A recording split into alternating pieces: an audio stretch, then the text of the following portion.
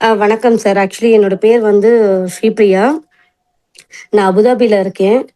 ஆ ஆ home மேக்கரா இருக்கேன்.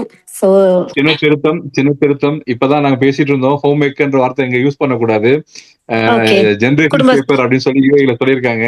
அதனால இனிமே நீங்க வந்து என்ன சொல்லணும்னா, நான் வந்து ஜெனரேஷன் ஷேப்பரா இருக்கேன்னு சொல்லிக்கங்க. ஓ! அப்படின்னு சொல்லலாம். இனி சொல்றேன் சார். குடும்பத் தலைவியா இருக்கேன் சார். குடும்பத்த நிர்ணயிக்கிற தலைவியா இருக்கிறேன். சுதா திருநாயன் நாராயணன் அப்படின்றவங்களோட கதை இது ஆக்சுவலி. நிலைமாறும் உலகில் அப்படின்ற ஒரு தலைப்புல வந்து இந்த கதையை நான் படிச்சேன். ஜஸ்ட் ஷார்ட் டைம்ல தான் படிச்சேன். அங்க இங்க கொஞ்சம் பிழைகள் இருந்தாலும் மன்னிக்கவும். இந்த கதையில வந்து 2 பேர் வராங்க கதாபாத்திரம். அது ஒருத்தர் வந்து விவேக், இன்னொருத்தவங்க வந்து திவ்யா. ஸோ விவேக் வந்து ரொம்ப தவிப்போட இருக்கிற மாரி ஒரு கதை ஆரம்பிக்குது. இது ஒரு அழகான காதல் கதை ஆக்சுவலி. எப்படின்னா, எதிர் வீட்ல தான் திவ்யா இருக்காங்க. திவ்யா கிட்ட தன் காதல சொல்லணும் அப்படின்னு ரொம்ப துடிச்சு, தவிப்புடன் அப்படி இருக்கிற ஒரு பெர்சன் நம்ம விவேக். எதிர் வீட்ல தான் இருக்காரு. எப்படியாவது இன்னைக்கு வந்து இந்த காதல சொல்லியே ஆகணும். அந்த 3 எழுத்த வந்து நம்மளோட காதலியாக இருக்கின்ற திவ்யா கிட்ட வந்து இந்த விஷயத்த சொல்லிடணும் அப்படின்னு ரொம்ப ஏக்கத்தோட அந்த வீட்டைய பார்த்துட்டே இருக்காரு ஜன்னல் வழியாக. பார்க்கும்பொழுது அவங்க வீட்ல ரொம்ப ம், உறவுகள்லாம் வந்து இருக்காங்க. ஸோ இவங்கள மீறி நம்ம எப்படி திவ்யாவை சந்திக்க போறோம்? எப்படியாவது இன்னைக்கு வந்து திவ்யா கிட்ட சொல்லியே ஆகணும் நம்மளோட காதல அப்படின்னு அவரு ரொம்ப தவிப்புடன், உடல்லாம் அப்படியே எப்படி சொல்றது? வேர்வையுடன் அப்படி ஒரு மாரி நர்வஸா இருக்கிறாருன்னு வச்சுக்கோங்களேன். இப்ப நான் இருக்கிற மாதிரி. ஸோ எப்படியாவது சொல்லணும் அப்படின்னு சொல்லி ம், அ ட்ரை பண்ணிட்டே இருக்காரு. அதுக்குள்ள விவேக்கோட அம்மா வந்து சாப்பிட கூப்பிடுறாங்க. "தம்பி வாங்க சாப்பிடலாம்" அப்படின்னு சொல்லிட்டு. ஏன்னா வீட்டுக்கு அவங்க வீட்டுக்கும் உறவுகள்லாம் வந்திருக்காங்க. மாமா, அத்தை எல்லாரும் வந்திருக்காங்க. அப்புறம் எல்லாம் தப்பா நினைப்பாங்க. வந்து உட்காந்து அவங்களோட சேர்ந்து சாப்பிடுப்பா அப்படின்னு சொல்லிட்டு கூப்பிடுறாங்க. ஒரு அரை மனதோட தான் அவர் கீழ இறங்கி போயிட்டு சாப்பிடறதுக்கு போறாரு விவேக். அப்ப அவங்க அம்மா கேட்குறாங்க, "இந்த பொரியல் வைக்கட்டுமா? அத வைக்கட்டுமா? இது வைக்கட்டுமான்னா?" அவருக்கு காதுலயே விழல. ஏன்னா அவரோட நினைப்பு அ முழுக்க வந்து திவ்யா மட்டும் தான் நிறைஞ்சிருக்காங்க. திவ்யா கிட்ட வந்து அவரோட காதல சொல்லணும் அப்படின்ற தவிப்போட தான் அவர் இருக்காரு. ஆம், எஸ். அப்போ அந்த மறுபடியும் அவர் சாப்பிட்டு முடிச்சுட்டு இந்த ஜன்னல் வழியா வந்து பார்க்கும்பொழுது, அவங்களோட திவ்யா அவங்களோட பார்க்குறாரு. அவங்கள வந்து பார்க்குறாரு. பார்க்கும்பொழுது, அவங்க லைட்டா அவங்க அந்த கடைக்கண்ன்னு சொல்லுவோம் இல்லையா? அந்த ஓரப்பார்வையில அவங்கள பார்த்தோனே அவருக்கு, அடடா!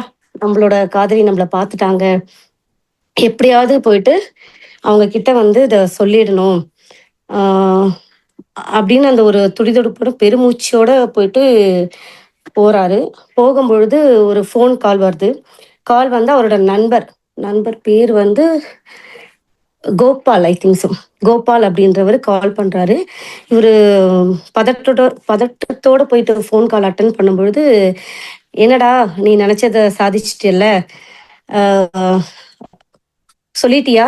அப்படின்னு சொல்லிட்டு கேட்குறாரு. "போடா நீ வேற. அ அவள வந்து என்னால தனியா பார்த்து பேச முடியல. வீட்ல வந்து ஒரே திருவிழா கூட்டம் மாரி எல்லாரும் சொந்தக்காரங்க வந்திருக்காங்க. வந்து என் உயிர எடுக்குறாங்கடா. என்னால என் காதல சொல்லவே முடியல அவகிட்ட." அப்படின்னு சொல்லிட்டு விவேக் வந்து புலம்புறாரு. "சரி, முடிஞ்ச மட்டும் நீ சொல்ல ட்ரை பண்ணு" அப்படின்னு அவரும் சொல்றாரு. அ கிடைக்கிற கேப்ல சொந்தக்காரங்கலாம் வெளிய போறத வந்து இவரு எதிர் வீட்ல இருந்து பார்க்குறாரு. அந்த நேரத்துல உடனே இவரோட வீட்ல வந்து அவங்க வீட்டு கதவு தாழ் போடல. ஸோ கதவ தள்ளிட்டு உள்ள போறாரு. திவ்யாவா பேர் மறந்துச்சு. திவ்யா. அவங்க வந்து அ ஹால்ல வந்து துணி மடிச்சிட்டு இருக்காங்க. கையில மருதாணி வச்சுட்டு துணி ஏதோ பண்ணிட்டு இருக்காங்க. இவரு போனதும் கட்டி அணைக்கணும் அப்படின்னு சொல்லி போறாரு. உடனே வந்து அவங்க சொல்றாங்க, "இது என்ன பிஹேவியர் உங்களது? இது என்ன ஹோட்டல், பீச்ல இது பண்ற மாரி சினிமால சொல்ற மாதிரி என்ன காதலா இது?" அப்படின்னு சொல்லிட்டு. அதுக்கு இவரு, "நான் தவமா தவறுந்து இத சொல்லணும்னு வந்திருக்கேன்" அப்படின்னு. நம்மளும் தவமா தவறுந்து நம்ம கல்யாணத்துக்காக இவ்வளோ கஷ்டப்பட்டுருக்கோம். பெத்தவங்களோட சம்மதத்தோட இந்த கல்யாணம் நடக்கணும்னு. அத்தையும், மாமாவும் வந்து பார்த்தா என்ன நினைப்பாங்க? விடிஞ்சா கல்யாணம். இந்த நேரத்துல வந்து நீங்க இதுக்கு என்னது இது? அப்படின்னு சொல்லி கேட்கும்பொழுது, "இல்ல, அ நாளையிலருந்து நம்ம கணவர் மனைவியா ஆகப் போறோம். இன்னைக்கு நான் வந்து உன்கிட்ட இந்த என்னோட காதல சொல்லணும்னு நினைக்கிறேன். அதுக்கப்புறம் நமக்கு பொறுப்புகள் அதிகமாயிடும். இன்னைக்கு தானே நம்ம காதலர்களா எனக்கு அந்த ஃபீல் இருக்கு. ஸோ நான் உனக்கு சொல்லணும் அப்படின்னு சொல்லிட்டு அவங்க சொல்லும்பொழுது, ரம்யாக்கு கொஞ்சம் கோவம் இருந்தாலும் ஒரு வெட்கத்தோட அவங்களும் வந்து அ என்ன நினைப்பாங்க இத பார்த்தாங்கன்னா யாராவது? அ சரி ஓகே என்ன சொல்லணும் சொல்லுங்க. எனக்கு உன் வாயால அந்த ஐ லவ் யூன்ற வார்த்தைய நான் கேட்கணும் அப்படின்னு சொல்லிட்டு இவரு கேட்குறாரு. அவங்களும் வந்து கொஞ்சம் வெட்கப்பட்டுட்டு அப்படின்னு சொல்லிட்டு காதல வந்து தெரிவிக்கிறாங்க. அ ஸோ இது வந்து ஒரு எப்படி சொல்றது? அவங்களோட காதல வந்து பரிமாறிக்கிட்ட விதம் வந்து நாளைக்கு கல்யாணம் ஆக போகுது. ஆல்ரெடி அவங்க லவ்வர்ஸு. கல்யாணமும் ஃபிக்ஸ் ஆயிடுச்சு. ஃபிக்ஸ் ஆனாலும் அந்த ஒரு தவிப்போட அவர் அந்த வார்த்தைய வந்து நாளைக்கு மனைவியா ஆக போற தன்னோட காதலி வாயால அந்த வார்த்தைய கேட்கணும்னு சொல்லி அவரு அத ஸ் ஸ் கேள்வி அது என்ன சொல்றது? சொன்னதா வந்து இந்த கதைய அவங்க அழகா சொல்லியிருந்தாங்க. அத படிக்கும்போது எனக்கு கொஞ்சம் நல்லா இருந்தது. ஏன்னா நானும் காதல் திருமணம். அத பார்க்கும்போது எனக்கு ஒரு மாரி நெருடலா ஒரு ஒரு இதுவா இருந்தது. என்னோட பழைய நினைவுக்கு போயிட்டு வந்த மாரி ஒரு ஃபீல் இருந்தது. நன்றி. வாய்ப்பளித்த பாலாஜி சார் மற்றும் இங்க இருக்கிற எல்லாருக்குமே மிக்க நன்றி. பதட்டத்தோட சொல்லியிருக்கேன். மகிழ்ச்சி, மகிழ்ச்சி. ரஃபீக் அண்ணன் மகிழ்ச்சி. பேசுறதுக்கு முன்னாடி ஒரு சின்ன விஷயத்த நான் சொல்ல விரும்புறேன். மன்னிக்கணும்.